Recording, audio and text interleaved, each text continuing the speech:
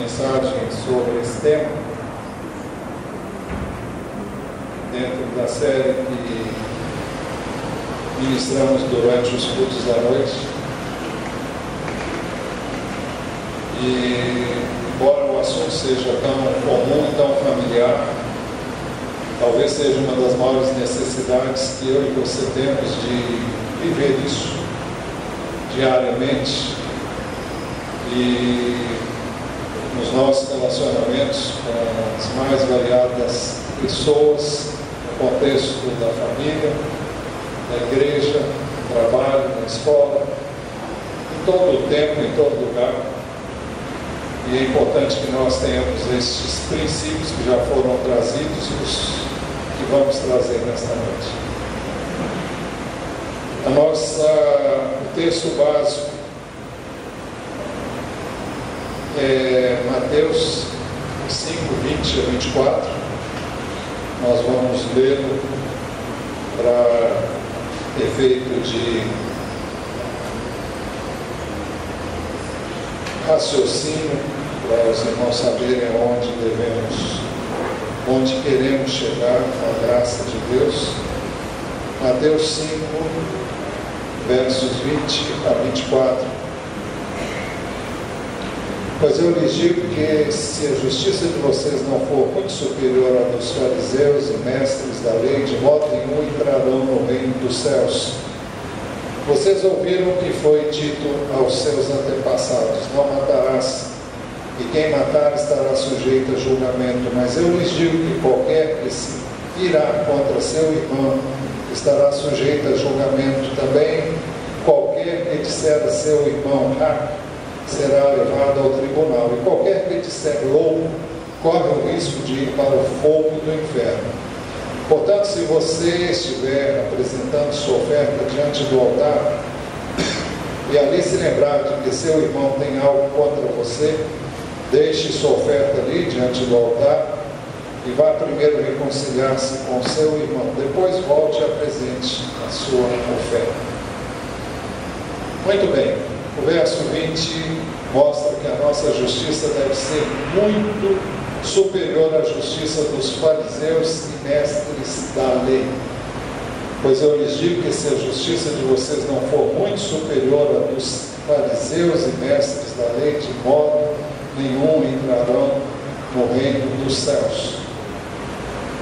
Qual é o significado destas palavras? Os fariseus e mestres da lei procuravam ser justificados diante de Deus por meio do cumprimento da lei, sobretudo do cumprimento legalístico da lei, se é que assim podemos dizer. Eles procuravam cumprir a letra da lei, e Jesus mostrou-lhe que o cumprimento da lei ia muito mais além do que simplesmente deixar de cumprir a lei no sentido da letra. É muito comum nós ouvirmos alguém dizer que deve fazer algo para merecer a vida eterna. E parece que essa era a preocupação dos escribas e fariseus, de ganharem o favor de Deus através do cumprimento da lei. Mas eu repito, não o cumprimento na sua essência, mas o cumprimento legalístico, a formalidade religiosa, fazendo e cumprindo determinados ritos e procurando fazer aquilo que eles deviam fazer na essência, no espírito. Eles faziam de forma exterior, sem que houvesse correspondência interior. Hoje de manhã nós mostramos que muitas vezes as pessoas podem submeter-se a Deus exteriormente, mas interiormente elas estão rebeladas contra Deus, estão rebeladas contra a autoridade de Deus e as autoridades por Ele constituídas.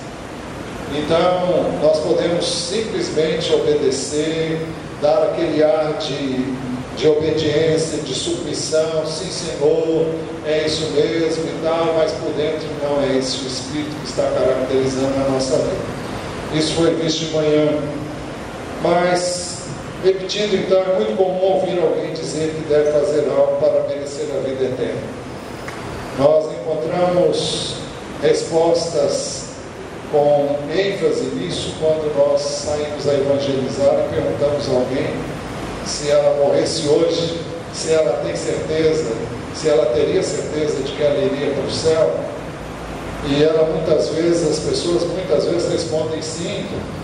E quando nós fazemos a segunda pergunta, se você comparecesse hoje diante de Deus e ele perguntasse por que razão devo permitir a sua entrada no céu, aí que entra a questão do merecimento.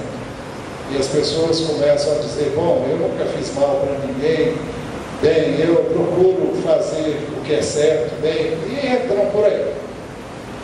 Mas esse parece que era um pensamento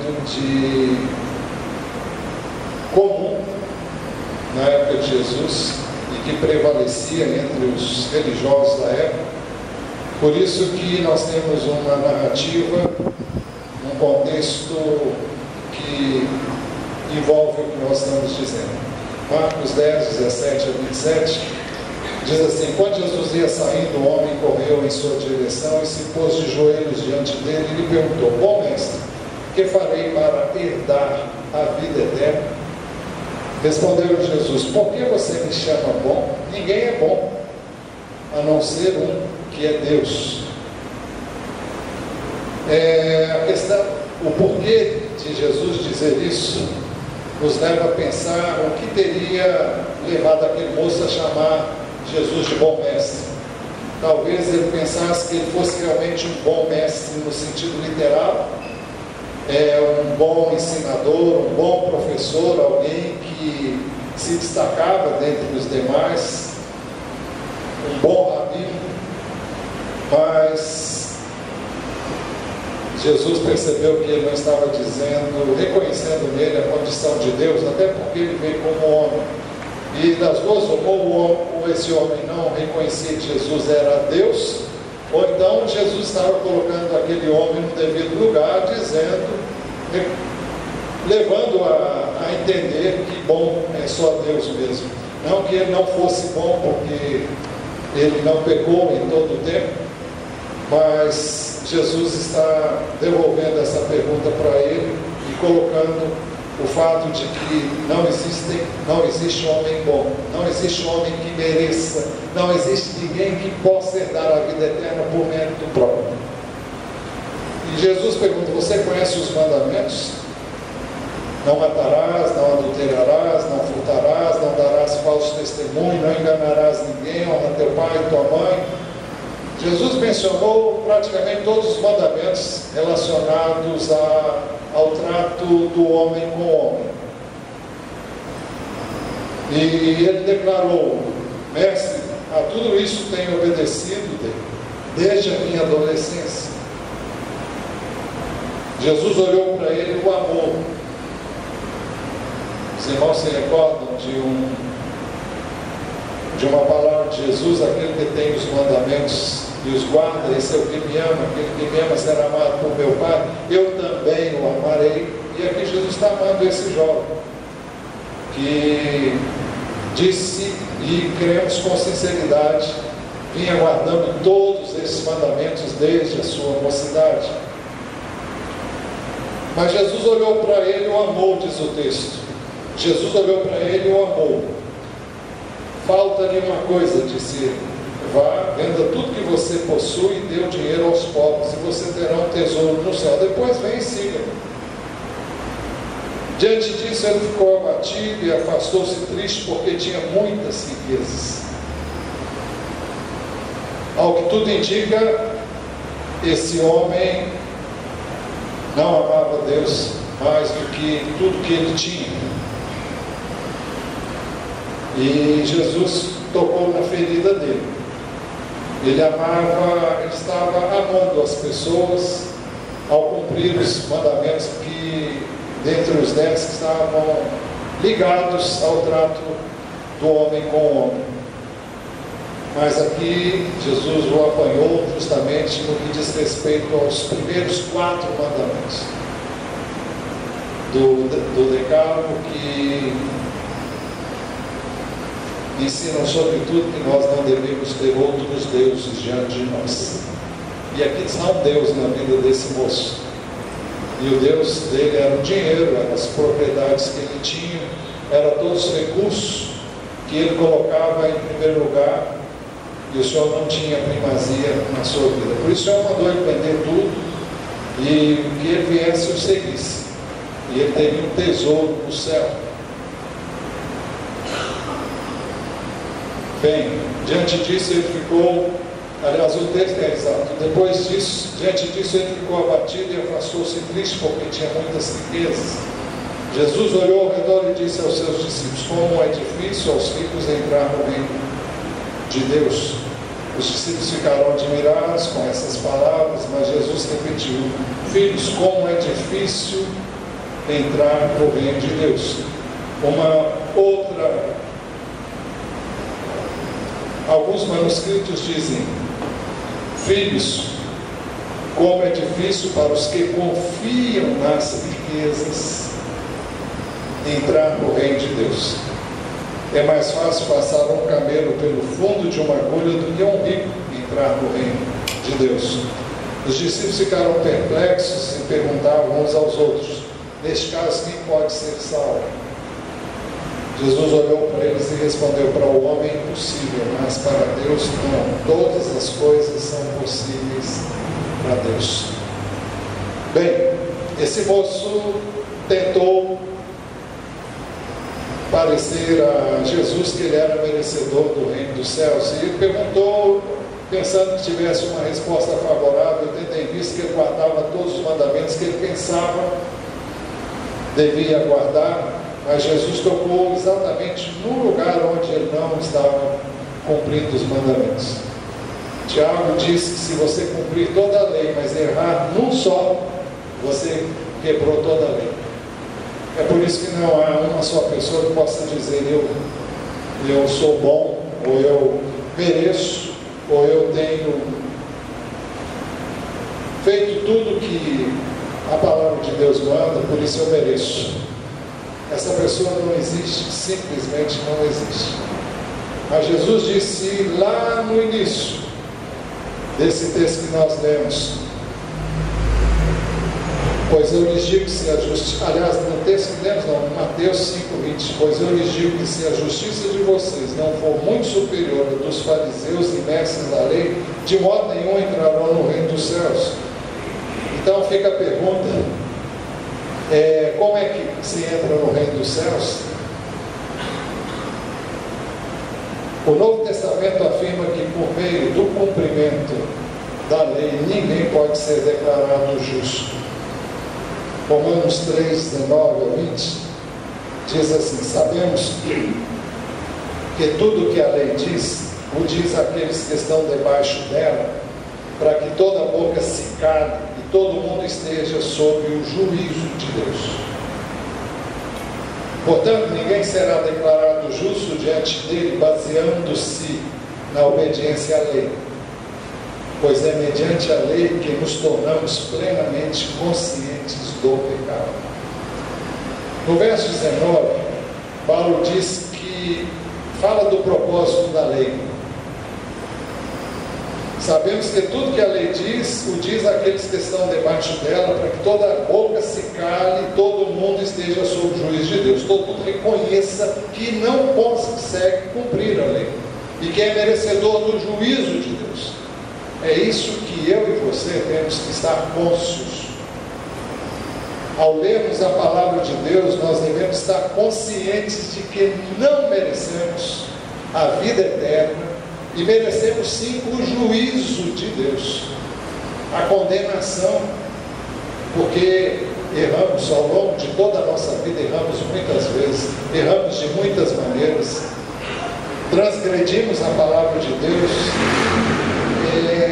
se não em todos os pontos, na maioria deles, todos nós temos transgredido numa época ou outra da nossa vida, ou ao longo da nossa vida durante muito tempo. Por isso que o verso 20 diz: portanto, ninguém será declarado justo diante dele, diante de Deus, baseando-se na obediência à lei. Pois é mediante a lei que nos tornamos plenamente conscientes do pecado. A lei nos faz conscientes da grandiosidade da nossa iniquidade, do nosso pecado, e nos faz sentir que nós estamos fritos e assados no fogo do inferno, se nós quisermos ser justificados com base nos nossos méritos. Mas a Bíblia mostra que a justiça de Deus mediante a fé é superior à justiça dos homens. Capítulo 3, versos 21 a 24. Fala: mas agora se manifestou uma justiça que provém de Deus. A Bíblia diz: porque pela graça sois salvos. Isso não vem de vós, porque pela graça sois salvos por meio da fé. Isso não vem de vós, é dom de Deus, é dádiva, é presente de Deus. E o verso 21 diz: agora se manifestou uma justiça que provém de Deus. É Ele que dá, é a justiça dele, independente da lei, da qual testemunham a lei e os profetas. Justiça de Deus mediante a fé em Jesus Cristo para todos que creem. Não há distinção. Pois todos pecaram e estão destituídos da glória de Deus, sendo justificados gratuitamente por sua graça, por meio da redenção que há em Cristo Jesus. Então, o texto é muito claro em dizer que existe uma justiça que é muito superior à dos escribas e fariseus. Por isso Jesus disse: olha, se a justiça de vocês não for superior à dos escribas e fariseus, vocês jamais entrarão no reino dos céus. Não é a justiça dos homens, é a justiça de Deus, é a justiça que provém de Deus, é aquilo que Deus providenciou para que nós pudéssemos ser justos e declarados como justos pela fé na pessoa do seu Filho, nosso Senhor Jesus Cristo. Justiça de Deus, verso 22, mediante a fé em Jesus para todos os que creem, não há distinção. Essa é a única justiça que pode levar o homem aos céus. De acordo com a lei, quem matar seria julgado e condenado à morte. Mateus 5:21, vocês ouviram o que foi dito aos seus antepassados: não matarás, e quem matar estará sujeito a julgamento. Esse julgamento é condenação, né? É a condenação e era a morte. Em Levítico 17 diz assim: se alguém ferir uma pessoa ao ponto de matá-la, terá que ser executado. Era essa a condenação. Jesus mostrou que matar não é só tirar a vida de uma pessoa. Por isso que as pessoas estão sempre dizendo: eu nunca matei ninguém, eu nunca fiz mal para ninguém. Então Jesus mostra que matar não é tirar literalmente a vida de uma pessoa. Primeiro, ele diz: qualquer que se irá contra seu irmão estará sujeito a julgamento. Esse julgamento é um julgamento que condena, é o julgamento que equivale à pena de morte.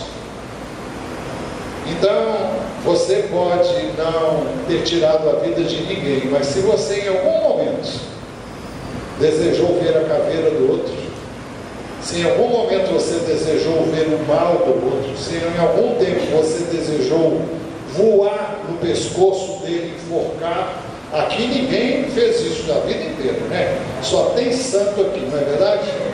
Não é? Não, aqui não tem isso não. Isso está bem longe daqui. Bom, qualquer que se irá contra seu irmão estará sujeito a julgamento. Então, não sei quem é que escapa disso aqui não. Segundo, também qualquer que disser a seu irmão Racá será levado ao tribunal. O que significa essa palavra? Os intérpretes da palavra dizem que seria um termo de desprezo, um insulto. mas o sentido exato não é sabido. Então, se ninguém sabe, eu não sei também. Mas tem uma palavra em aramaico de pronúncia semelhante que tem o sentido de miserável, de imprestável. É você dizer, olha, você não presta mesmo, você é um zero à esquerda, você não está com nada, você não vai dar nada na vida. Eu espero que você não tenha dito isso para o seu filho, para a sua filha, para as pessoas que estão ao seu redor. Porque isso aí não é... Bom, se você é autoridade, você está amaldiçoando aqueles que estão debaixo da sua autoridade. E se você não está, você está desejando isso para essas pessoas. Isso é tão grave quanto tirar a vida dela. Isso não ajuda ninguém, não vai mudar a vida de ninguém, vai muito pelo contrário, jogá-la no chão. E vai levá-la justamente a pensar que é assim mesmo e vai achar até o fim da vida que ela é assim, a menos que ela seja liberta. Uma pessoa que ouve o tempo todo, você é um burro, você não aprende. Ela fica fechada e acha que não aprende nada e vai até desistir de estudar. Terceiro, Jesus diz também que qualquer que disser louco, corre o risco de ir para o fogo do inferno. O significado dessa palavra é louco aqui, é no sentido de insensato. Mas não é, rapaz, você está louco.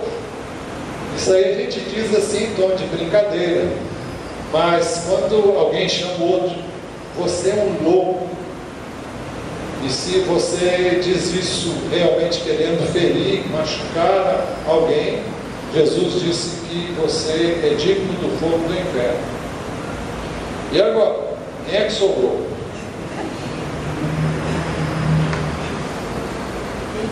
E logo a seguir Jesus mostrou então que não tem sentido nós pedirmos perdão a Deus se não pedirmos primeiro perdão a quem ofendemos. Isso está dentro desse mesmo contexto que nós estamos vendo. E ele diz logo depois: portanto, se você estiver apresentando sua oferta diante do altar, convém dizer que essa oferta não é o dinheiro que você trouxe aqui hoje, não é o dízimo, não é uma oferta que você dá para a igreja. Essa oferta era o sacrifício que era trazido no altar. Normalmente era o sacrifício de um cordeiro, o sangue era imolado ali no altar para que a pessoa pudesse ter o seu pecado perdoado.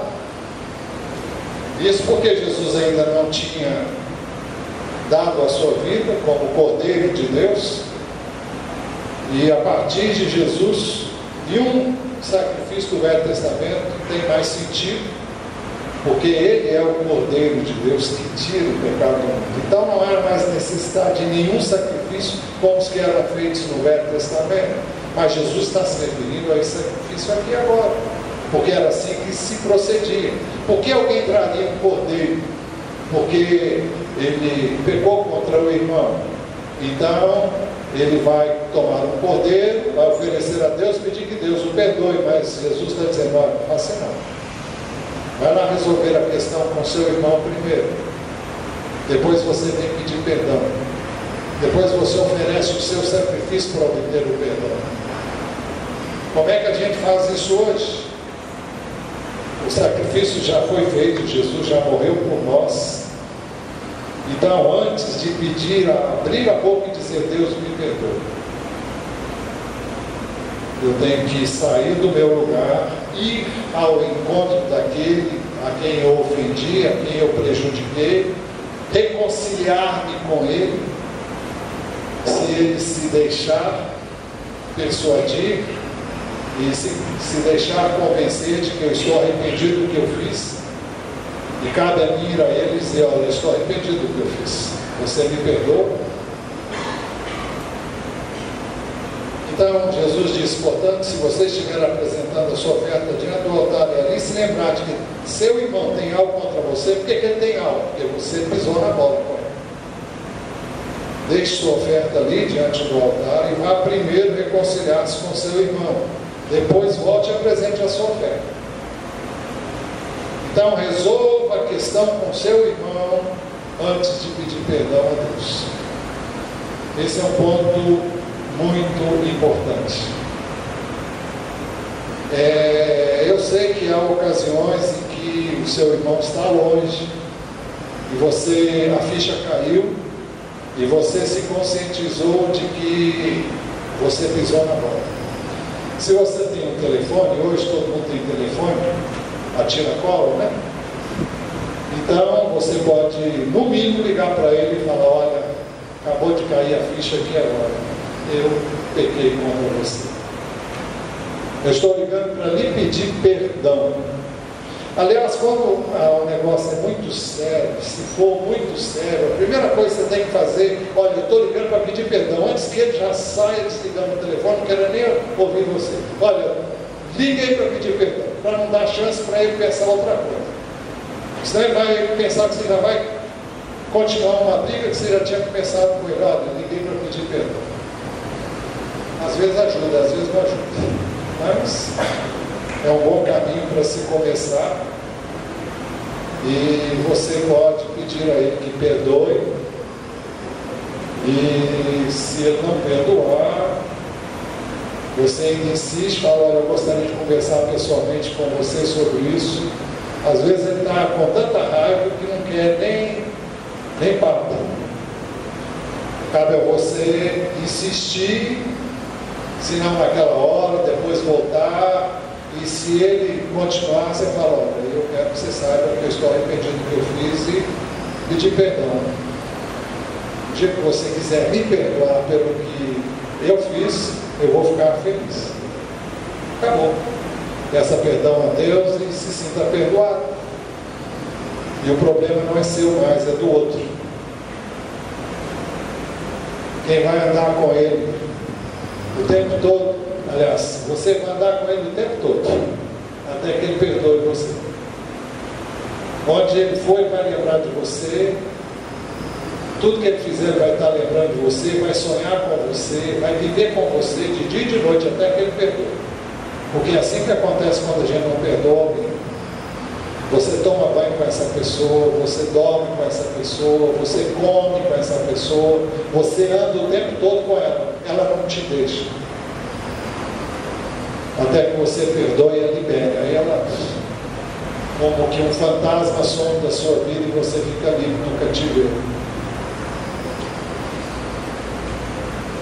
Portanto, se você estiver apresentando a sua oferta diante do altar e ali se lembrar de que seu irmão tem algo contra você, deixe sua oferta ali diante do altar e vá primeiro reconciliar-se com seu irmão.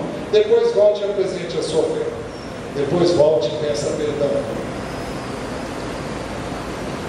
Então não é possível ter o perdão de Deus se não pedirmos, se não dermos perdão ao nosso próximo.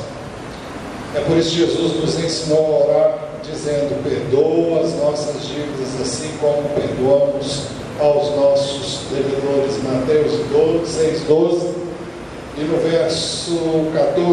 versos 14 e 15, ele diz: pois se perdoarem as ofensas uns dos outros, o Pai Celestial também lhes perdoará. Mas se não perdoarem uns aos outros, o Pai Celestial não lhes perdoará as ofensas.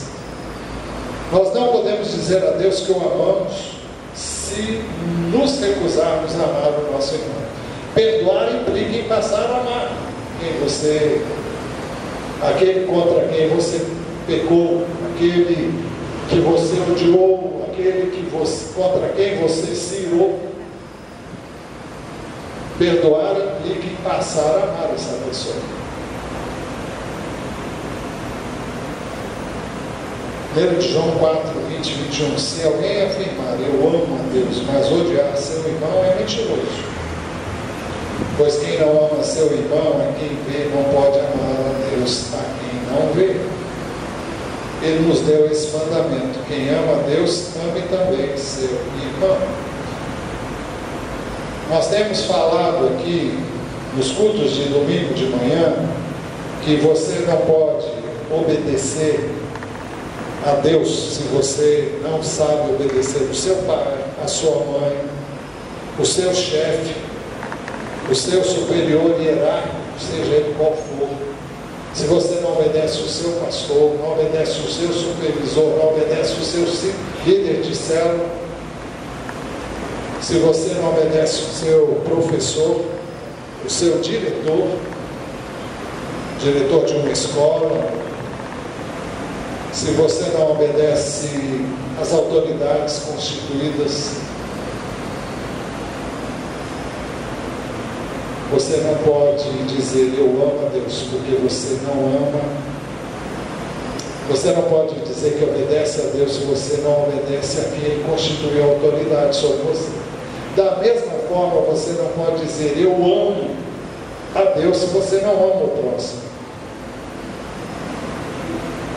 Nisso conhecerão todos que sois meus discípulos. Se vocês, aliás, eu misturo as traduções, se tiverdes amor uns pelos outros. João, capítulo 13, versículo 35, vamos ver se bate. João 13,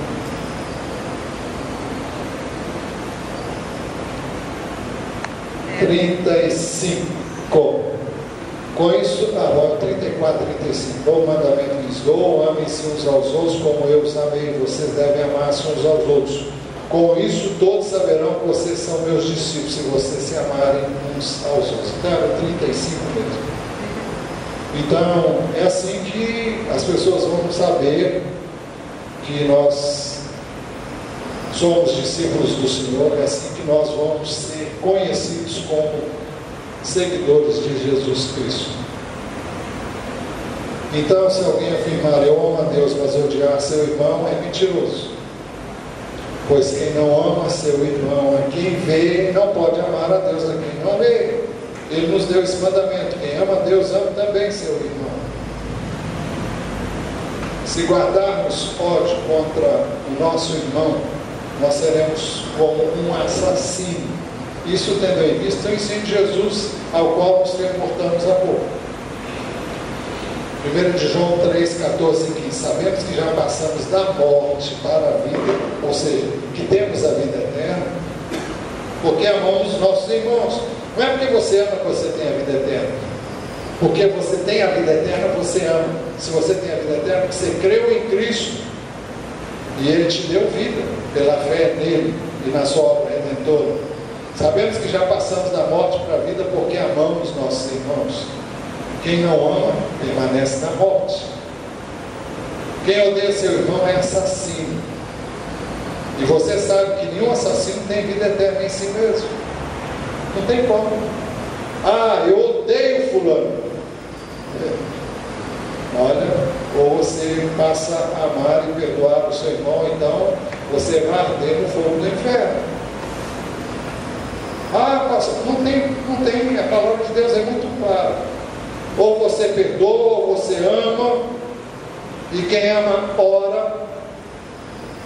Jesus nos ensinou a orar pelos nossos inimigos, abençoar quem nos amaldiçoa, e amar os nossos inimigos, seja quem for.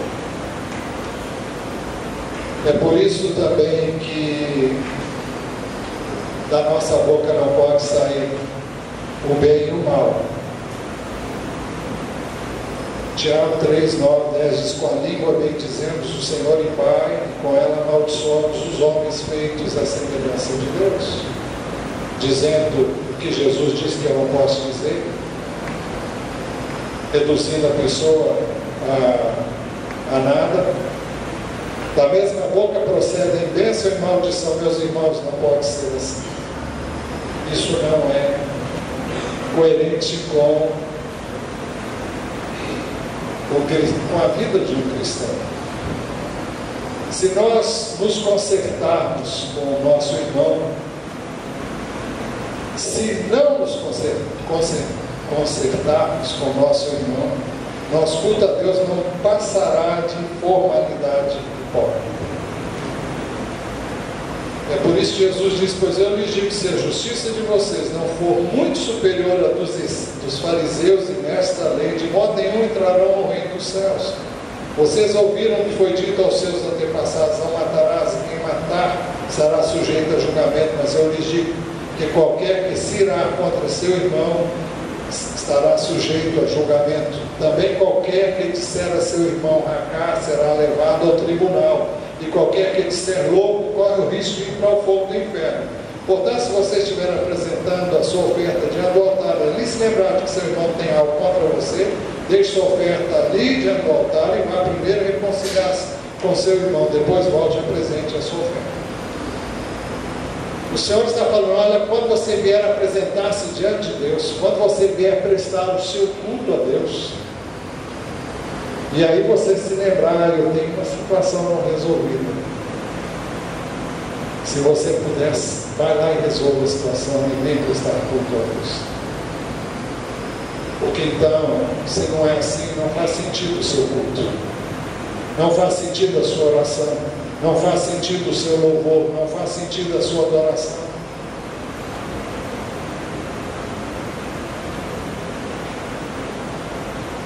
Quem pode agir dessa maneira?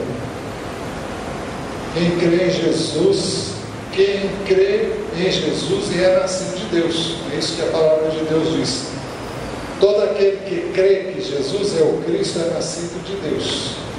E todo aquele que ama o Pai, ama também o que dele foi gerado.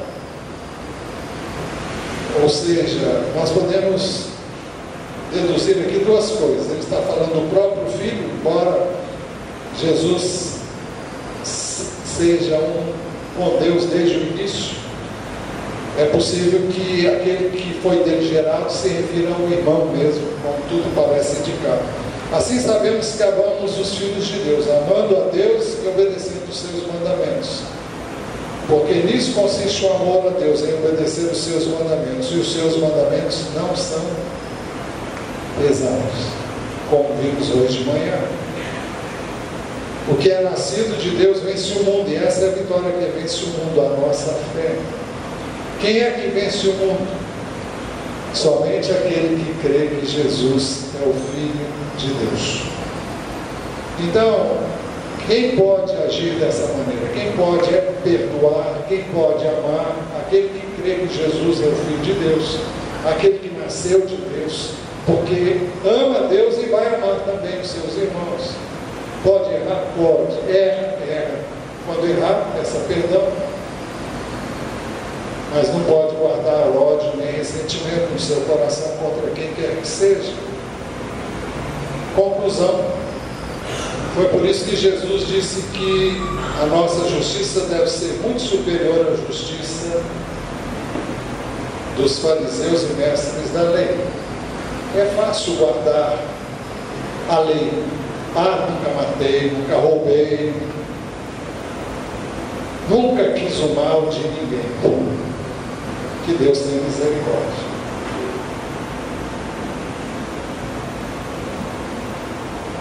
A justiça de Deus pela fé em Jesus, nós a vimos em Romanos 3, 21 a 24, mas agora se manifestou uma justiça que provém de Deus, independente da lei, da qual testemunham a lei e os profetas. Justiça de Deus mediante a fé em Jesus para todos que creem. Não há distinção, pois todos pecaram e estão destituídos da glória de Deus, sendo justificados gratuitamente por sua graça, por meio da redenção que há em Cristo Jesus. Então, a justiça superior dos escribas e fariseus é a justiça que nos é atribuída por Jesus. E a justiça que nós podemos praticar por meio dele, amando, sobretudo, a Deus e aos nossos irmãos. Pela fé nós podemos perdoar e pedir perdão. Há um texto que eu e você precisamos memorizar. 1 de João capítulo 4, verso 9. Esse texto diz que Deus enviou o seu Filho unigênito ao mundo para que pudéssemos viver por meio dele. Deus enviou o seu Filho unigênito ao mundo para que pudéssemos viver por meio dele. Eu continuo batendo na tecla. Eu e você não podemos viver senão por meio de Jesus Cristo. Ele veio ao mundo, ele deu a sua vida, não foi para você se esforçar para agradar a Deus, para você sair do caminho e deixar ele viver a vida dele em você. É isso que ele quer. Ele quer viver a vida dele. Ele não quer que você viva a sua vida, ele não quer que você se esforce, ele quer que você saia do caminho e deixe ele tomar conta de você, deixe ele invadir a sua vida com o seu espírito, para que eu e você possamos viver por meio dele. Deus enviou o seu Filho unigênito ao mundo para que pudéssemos viver por meio dele. O Senhor nos ajude a viver por meio dele. Amém?